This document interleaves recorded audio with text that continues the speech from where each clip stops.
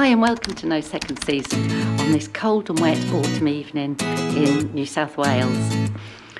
This video is going to be all about a little experiment I'm setting up. I don't know if it'll work, I don't know if it'll be any use to me. If it's of use to me, it may well be of use to you. So let's get it set up and we'll see how it goes.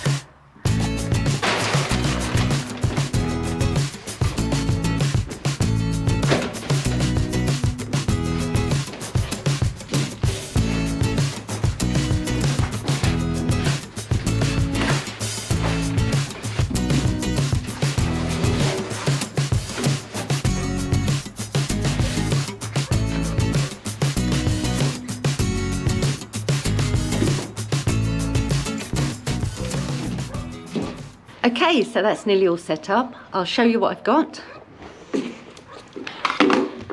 I've laid down a ground sheet. I've got a foam mat, my Helinox camp bed. I've got a sleeping bag liner and I've laid my quilt on top.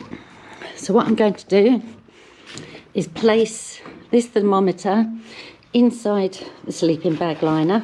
So I've placed that thermometer number 1 on the cot. So we have a foam mat, we have my Big Agnes Aircore Ultra blow-up bed, we have a very similar sleeping bag liner, and again the quilt is laid over it. And I'm going to put thermometer number 2 inside the sleeping bag liner. It's really important they're at the same level because these quilts have different amounts of down in different areas on the quilt itself. So I've put the thermometers in there.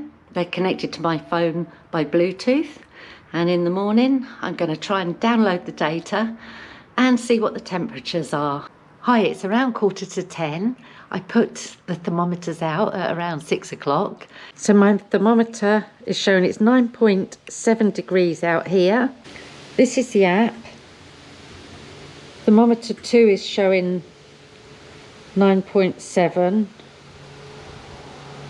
Thermometer 1 is showing 9.8. Anyway, it'd be interested in the morning to see exactly what goes on. Morning, it's 9 o'clock on Sunday morning. The first thing I do in the mornings at the moment is check out this guy's videos, or it might be there. I'm never sure where it'll come up. So Caruso, an American guy from Long Island, New York, he is skateboarding right across America, 3,000 miles from Venice Beach in LA all the way to Virginia Beach on the East Coast in Virginia, and he does an update every morning, and that's my first thing I do every day is check out his latest edit and see where he's up to and just hope that he's okay because his skateboard wheels are in a terrible state. But anyway, check him out. He's raising funds for addiction awareness, and it would be great if you gave him a few quid on his GoFundMe, and he's ever so entertaining to watch every day. It's only a short edit, about 10 minutes, and he kicks out, can you believe, over 50 miles every day. Now I'm going to check my experiment. So the thermometers have been here all night. They've been giving me real-time data all night, and I've just exported that data to Excel. So we'll take a look at that and see what the findings are.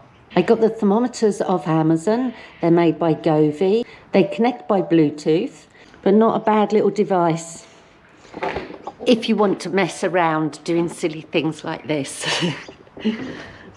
So before we look at the data, I just want to clarify that I don't think this is a controlled test.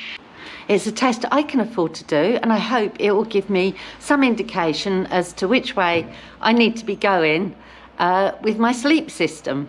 So to export the data to a CSV file, you just click Export Data, Send to Email Account, choose your sample rate. I want it every 15 minutes. Choose your start times. So I'm going to go from 6 o'clock yesterday and finish at 8 o'clock today. And I want to export data for all other devices. So that'll be thermometer 1 and 2. Tick the box and away it's gone. And it sent me an email. So let's have a look at that data. Nice job, Govee. That was really simple.